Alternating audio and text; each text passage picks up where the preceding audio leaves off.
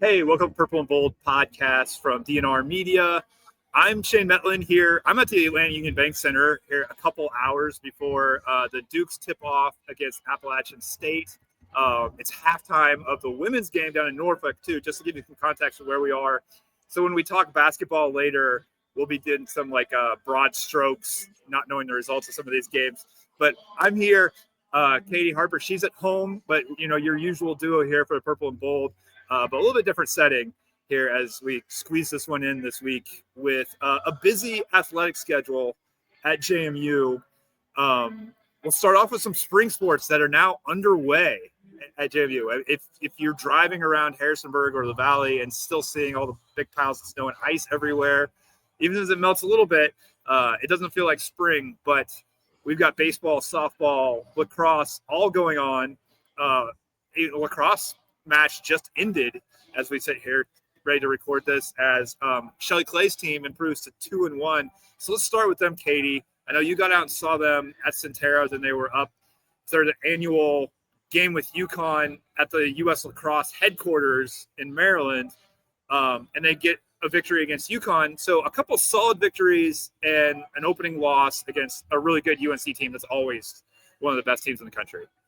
Yeah, that UNC loss, I think, wasn't all too surprising. Even just talking with some of the players going into the season and talking with Shelly Clays, they really wanted to see a better performance against UNC than what they put on the field last year. And by all accounts, they did. They lost 14-2 last season. And then this year it's 19-11. So they score, they look a little bit better. They settled into the game really, really well. It was shaky there in the early part where they were turning it over. But I think what you kind of saw when they were turning it over a lot was that the defense looks really sound. And they seem to have a good option at goalkeeper with Abigail Beatty, who's only in her second year with the program. So that game showed some positive signs for what is a relatively young team with a lot of new faces stepping up. And then that obviously goes into that game against Virginia Tech in the midweek. They look good in that game again.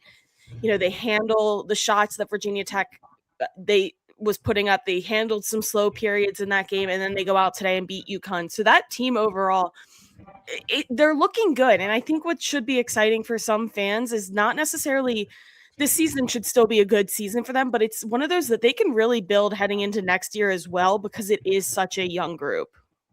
Yeah. One of the things I looked at is an interesting story. I haven't seen them play other than a few clips so far, but looking at the stats, I noticed one of their top goal scorers so far this year is Jordan Peterson, who, if you followed this team, you know the Peterson name. Her sister Bella was one of the best players in program history, a pro, an All-American, just an electric goal scorer. Jordan hadn't gotten to play a lot her first couple of years at JMU, and now is scoring multiple goals a game. Like I said, I just think that's going to be a fun story to watch if she kind of emerges out of the sister shadow, so to speak. Yeah, it was actually funny you brought up Jordan Peterson too, because even before the season, I was talking with Shelly Clays, and she was talking about how they need someone new on offense to step up. Obviously, after Maddie Epke transfers to Northwestern, they didn't have that scorer, and she did joke. Shelly Clays joked that, maybe we'll take some people by surprise that we still do have a Peterson on this team. So I think Jordan Peterson was one that Shelly Clays was really expecting to take a step forward this year now that she has a little bit more of a role to play in the offense. And you've seen it so far through the 3 games. Yeah, and they look a lot alike too. So if there's some people who are like, wait, I thought Peterson was gone, that may be why, because she's starting to really produce offensively. It's early in the season, but like I said, I think it's a good start for lacrosse. What you would expect probably for them to be 2-1 at this point. We talk about the weather here. Gotta go play a February game in Ithaca, New York against Cornell next. They've had the battle with some conditions so far. It'll be interesting to see how they play once they get kind of in a more normal spring lacrosse setting, not outdoors, not on the turf field, not with the snow piled up in the background. Yeah, it was interesting too. I talked with Brianna Manella and Josie Pell before the season, and they're the 2 captains. And along with Shelly Clays, they all kind of thought heading into that UNC game that could have actually been an edge, the weather, because UNC, that's the reigning national champs. They have a nice indoor facility to practice in. JMU does not. They have the bubble at Centera Park. That is not climate controlled, if anybody is wondering. It is still very much cold in there at any time of the winter. So they've been through it. They've had to battle the cold. And then now, like you mentioned, they're heading up to Cornell, but they're hitting the road for the next month. So by the time they get back to Harrisonburg, you may have a little bit more of the spring weather, but they're getting tested too with a pretty long road stretch with games. Yeah, which we know is fairly common for spring sports here at JMU. When you're in Virginia, these February starts, you're going to hit the road a lot, which is what baseball and softball are doing now too, like as they always do in February. But the Diamond Dukes down in Florida to get it started against Florida State. We were talking right before we hit record about that game. Obviously, it's a loss for JMU, which similar to the season opener for lacrosse, you would expect a loss in this case, but fairly promising for a team that's not expected to do a lot in the Sun Belt if you look at the coaches book. Yeah, I watched the whole game last night, and it did get away from them late when Jaden Kinsler got on the mound. He missed some time last year with some injuries, so some of that is probably him working back up into his comfort level. But it got a little bit away, and then it ended up as a 5-1 loss. But there was a period of that game where it was 2-0, and then it was 2-1. And JMU had opportunities to take the lead. They did leave some guys on base, which is something you want to see them kind of improve on and correct, especially as they start facing opponents that are maybe a little bit, more at their level and not a top team in the ACC or the top team or a top team in the country. But there was some promising signs for a team that I'm not sure what I was really even expecting out of this program. Talking with Marlon Eichenberry earlier in the week, he actually seemed very positive about what this group had. He was very positive about the pitching staff, which is something he said that, especially the back end of the bullpen, he said it just never came together last year, and he feels confident about that group now. And even the offense, when you look at that flip side, they were able to manufacture some runs just around the base paths. And a young guy like Clay Thompson coming in this year after playing at the junior college level, he ends up scoring the first run because he steals third, gets called out, has the confidence to tell his coaches, hey, we need to challenge that, and it gets upheld, and he scores on a wild pitch. And that's someone that's going to be stealing bases throughout the season. So I would say this group right now has a lot of potential little stars that could develop, especially when you look at like who had some of those hits last night, especially a name like Ike Schmidley, who Marlon Eichenberry said earlier in the week that Ike Schmidley, if you look at his numbers from last year, they weren't great, but he had spurts, and he expects that to kind of continue as he gets older. So this group, honestly, I was very impressed, even if it was a 5-1 loss. Yeah, and we've talked in the past, like it seems like each season as baseball gets going, they play one of these series against a very highly ranked team on the road to open the season, which you would expect given, like we said, we're in Virginia. It's hard to play baseball here this time of year. But we saw 2 years ago, and we've talked about this before, they get one win in the series at Arkansas. And that may have been a big reason why they were able to get an at-large berth to an NCAA regional. I don't know if we're at the point to talk about like NCAA regionals or anything yet for a team that's picked near the bottom of the Sun Belt. But, you came away from that one last night thinking maybe there's a chance they can steal one in this series or in a series like this at some point, which, you build from there. Yeah, I think obviously, like you said, it's way too early to talk about an NCAA regional with this team. But I think what one win or some close games against a team like Florida State does is give them that confidence. And they're kind of in a similar boat as the lacrosse team, where it is a lot of younger players and it's a lot of fresh faces. So if you can there are some juniors on this team and there are some seniors, but if you don't have a group of juniors that are going to go off and be drafted this summer, you can return a lot of these guys and really piece together a good squad over the next couple of years, which is what kind of happened with that 2024 team. It was a group of older guys that had one or two freshmen or sophomores really step up and make a difference. So getting a win or getting some close battles against Florida State, I think really just goes a long way to give confidence to what is a young team. Yeah, I think it's a little bit of a common theme for all of the three main spring sports at JMU. Obviously, tennis, swimming, and diving, some other things are going on right now. But as far as fan interest, I think those are the three main ones getting started right now. And I think it's a little bit difficult to know where to place them all preseason. Because like you said, JMU's going to rely heavily in baseball on a guy like Klay Thompson, who's a JUCO transfer. And, frankly, if you've got JUCO transfers that are going to be your key players, you're probably not going to be picked very high in the conference. They don't know those guys. Lacrosse, they get a national ranking to start the season, but that's maybe almost more on reputation for the program, that they're almost always ranked, than knowing exactly what they had or how they're going to do it. There's just kind of faith that Shelley Clays is going to have a good team. And in softball, they're picked sort of towards the middle of the pack. And it's kind of like, another case where I think they're going to rely on a JUCO bat to make big plays for them this year. They're bringing back Bella Hensler, who missed an entire season, was an all-conference player, but didn't get the preseason all-conference nod this year, because I think maybe people just look at it as a question mark. And so there's some, I think, optimism around the softball program right now, but also some question marks when you look at where they're picked in the Sun Belt. Yeah, and I'm just thinking about as we're recording this, games are going on. Baseball started right before we started recording. So mind you, I'm saying how positive I am about this baseball team right now and what they were able to show. They could have already given up multiple runs. I don't know, but Yeah. I think this group in softball, just with some of this young talent that they've brought in, those are two teams that really can be building something good. And having talked with both programs, you mentioned, that middle of the pack projection for softball. Lauren Laporte kind of took offense to that when I talked with her before the season. She was a little bit surprised, wasn't necessarily happy to see that her team only had that finish, and that maybe it was a little bit of disrespect for what they've built at JMU. So I do think there is a little bit of and as she told me, she doesn't want them playing angry, but she does want a little bit of fuel to the fire of having them play with some passion and, some love of the game. So some of those things are, I think, going to spur some little bursts of energy among the team.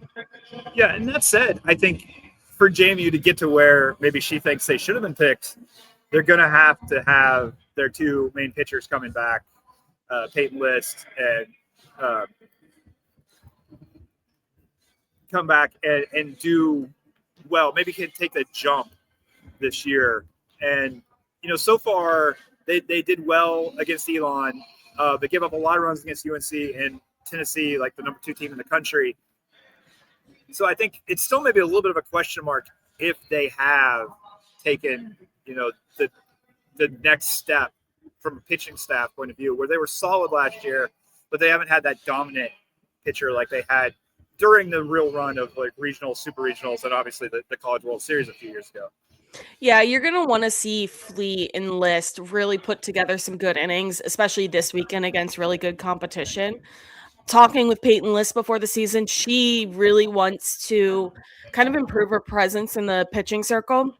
She feels very confident in what she can do at the plate, but felt that sometimes the game got away from her in the circle, and she wants to kind of calm that down. And that was something that Lauren Laporte even said as well, of like, hey, she's so passionate, she is so competitive, and sometimes that kind of leads her to getting ahead of herself. And so they kind of know where some of these areas are that they went wrong last season.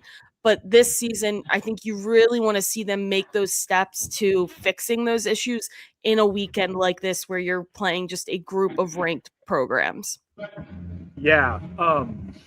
Like you said, I mean, Fleet is the kind of pitcher who I think can do really well in the Sun Belt. She really mixes things up and can be tough to kind of keep up with.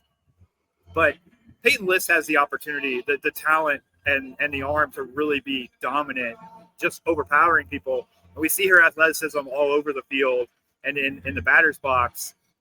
She's kind of got to harness it and get her control under control, like to really, I think, maximize her potential as a pitcher. But if she does, I do think this JMU softball team has a legitimate chance to win the Sun Belt. Yeah, and they all seem really angry. I say like Lauren Laporte doesn't want them playing angry, but they all seem very disappointed that they came up a few runs shy of that conference title, especially when you think back of how last season started and the fact that they were able to turn it around and get to that point in the season where they're playing in the championship series. They're burned a little bit because they didn't get that. And so they're heading into the season and into these stretches with such a determination to flip the script there and get that big win or get that big run in the important series. But I also think they're looking to really play well early in the year because, again, that wasn't something that they did last year, and it took them a long time to kind of come together as a group. But I think, and they have a lot, kind of the trend of everybody is they have a lot of new players, but they have said that this group, they feel like came together a lot quicker than they did last year. Yeah, let's move indoors where we're in the middle of a pretty huge weekend for both JMU basketball teams. We're recording this on Saturday, like I mentioned, and it's a rivalry day where App State is here to take on the JMU men. That game hasn't started yet as I record this. The JMU women are down at ODU and checking in on that. They're up by 17 late in the third quarter. Not to jinx them, but it looks pretty promising that they're going to get a sixth straight victory as they continue to try to surge up the standings. But right now, still sitting fifth. Maybe that'll change by the time this even comes out. But we've talked about it. Such a huge difference between fifth and fourth in the Sun Belt when it comes to like how many games you have to win in the conference tournament. JMU is definitely one of those teams that is capable of winning the Sun Belt tournament, but winning 3 games feels a lot more of an ideal situation than having to win that fourth in 4 days. Yeah, it's starting to turn around from that for them, and that's kind of been I feel like our trend on this podcast the last couple of weeks is talking about them turning it around, and you're seeing it now where, the players you expect to have really good games are having really good games, like a Peyton McDaniel, Bree Robinson, Ashanta Marnes. They're putting it together and they're hitting their groove at the right time. And like I feel like we always say on this podcast, February is quite the time for basketball and can be a little bit crazy. But I think for this women's program right now, it's not going crazy and they're handling it the way maybe fans expected them to handle December and January. Yeah, I think part of it is this is a group that has enough veterans that went through what they went through last year that kind of knows, hey, we've got to peak in February and take it into March. And they're starting to kind of play with that sense of urgency. You're also seeing, as teams try to figure out how they're going to stop Peyton McDaniel, Ashante Barnes, other people really stepping up. Like I said, they're in the third quarter right now at ODU. Bree Robinson's at 22 points. Already having a career game with about 13 minutes left to play in that one. If they can get that kind of performance out of her in a game where, from what I'd seen, Peyton McDaniel is drawing double teams left and right. And Bree's definitely taking advantage of that. Also, the freshman center, Grace McDonough, is just on a tear. Listening to the radio broadcast, Corey mentions that at one point in this game, she had made 40 of her last 51 shots. Obviously, 80% field goal percentage is unbelievable. But the thing about it is, she's extended her range out a little bit. She's taken 15-footers now and stuff. She might not hit those at the same rate. But for the most part, she's hitting that number of shots because she's just getting really good shots that she should make and not taking any bad shots. And she's getting those because they're able to find those looks as people really try to slow down their stars. But if your 4th, 5th, 6th best players can put up those kinds of numbers, that's going to make JMU really tough to beat going forward. Yeah, you mentioned the difference with Bree Robinson earlier. I think obviously every JMU fan knows her name, but they know her for her defensive performance and how locked down she can be on defense. But to see, when you have a Peyton McDaniel just getting covered nonstop, to see 22 points, it's just kind of a wild total to see out of a player like Bree. But yeah, that the group's coming together, and I think when you have a young player like Grace McDonough also stepping up at this point, that should be exciting for the years to come as well. Because obviously, after this year, JMU's losing a huge chunk of its core of who it was as a program. So to have these star players, the stars of the future potentially, should also be very exciting to get them these critical moments and have them around a player like Peyton McDaniel so they can understand kind of the pressure and how to peak at this point in the season. Yeah, and it's not like Peyton McDaniel's playing bad.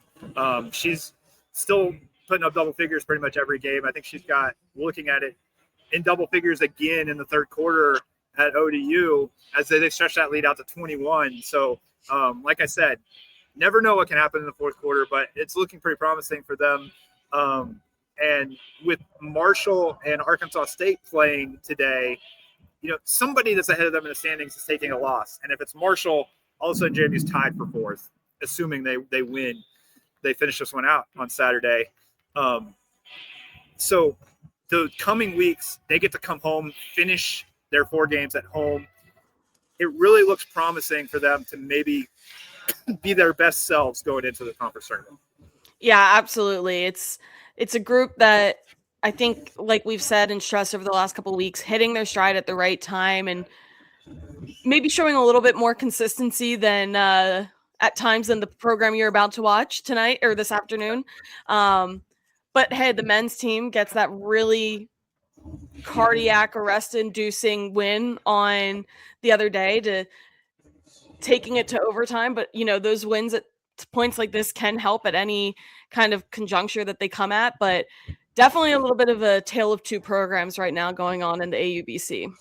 Yeah, because you use the word consistency with the women, and that's just not been what we've gotten from the men's team at JMU this year. Like you said, at times they look like they could be a team that could win the Sun Belt. They go on the road and get a victory at Troy. They just dominate Texas State. They beat a pretty solid Toledo team in the MAC Challenge, and win at Arkansas State. Like they've got promising wins. It's wins that make you almost want to pull your hair out when you see what their losses have been and how they've lost some of those. But they're getting host App State, who is suddenly in first place on the men's side. Just an absolutely phenomenal coaching job by Dustin Kearns this year to get them back up there. It feels like, JMU is capable of beating teams like that. I know App State's style has given JMU fits over the last probably 5 or 6 meetings between those teams with different personnel, different coaches on JMU's side. App State just always gives them trouble. But, it feels like they're capable of winning a game like that. But you just don't necessarily have that faith that, okay, they've won 2 in a row. They're going to, build off of that. They haven't done that so far. The question is, have they finally figured it out by making the toughness plays that Preston Spradlin's talked about, got them over the hump in the last 2 games? They're going to make those plays for 40 minutes against a team like App State. I think you're exactly right, though, with the fact that it's a game that maybe they shouldn't win, but this team probably, will win it, could win it, just with how this season has gone for them and winning games that you don't necessarily expect them to. But it is a program that, like you said, has just caused these issues for JMU. I think back, it's almost like, Kim Caldwell when she was coaching Marshall for the women's team. It just gave them hard times. And, this App State men's team gives the JMU men's program a hard time. But it's one of those that, if you want to kind of find that burst of energy at this point in the year and in February where you are trying to peak and get to your best performance, it's almost feels like a win that you kind of need to have to get that kind of confidence. They do need it too, because, we're talking about the women's bracket and the crazy bracket that Sun Belt has in both men's and women's, where, a quarterfinal is almost that sweet spot where you get in against – play a quarterfinal game against a beatable team, get used to the arena, get used to the setting and everything, and then play somebody in the semifinals. But the men's team, we're talking about whether they're in a position where they got to play 4 or 5 games to get to the championship, or if they're starting at the very bottom, and we're talking 6 games and 7 days. I think maybe they do get a break if they're at the very bottom. But almost impossible to win the tournament if you're one of those bottom 2, 3, 4 seeds. But JMU's in a position where if they can beat App State, win out, they could get as high as like maybe 8th, 7th, possibly even 6th. And the 6th seed, it's hard to win, but it's not impossible.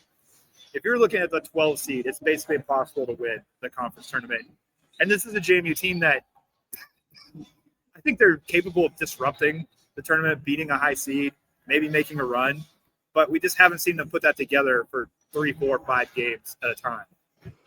Yeah, I think some of the chaos that we have seen from them this year does make you believe that they could be that postseason spoiler for a program that is maybe a little bit more poised to make it to the NCAA tournament or make a deep run in the Sun Belt Conference tournament. But it needs your stars kind of hitting their stride at this point in the year too. And I think, they seem to be getting healthier too, which helps, when you get players back that have missed time, that is always going to help you in the long run. But you want to see those guys also just get up to speed as quickly as possible without risking another possible injury when you need them most. Yeah. I do think one thing to be fair to this group is circumstances combined with the personnel, but like there's some circumstances involved that have led to them really only kind of settling into what their rotation is over the last couple of weeks in the middle of February, which makes a difference. You're seeing a guy like Kosei Egbule starting to put up some decent stats after he's been in the starting lineup for a few games, after not playing at all basically in the first half of the season. He's getting more comfortable. I think, Gabe Newhoff's getting a little more comfortable in his role and just the caliber player he's going against.